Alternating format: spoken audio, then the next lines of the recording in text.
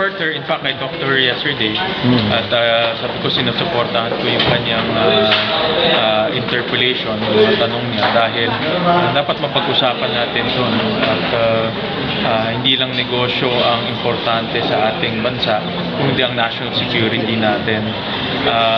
Pinrivatize to dahil gusto nating makakuha ng kapital na pumasok sa ating bansa. Pero ang transmission rate, importante ito. Isa lang to sa buong bansa eh. So, ang gera, hindi barilan. Kung ang gera ngayon, switch off lang yung power sa atin. Wala na tayong kuryente sa buong bansa. So, tingnan natin to at siguraduhin natin na protektado tayo.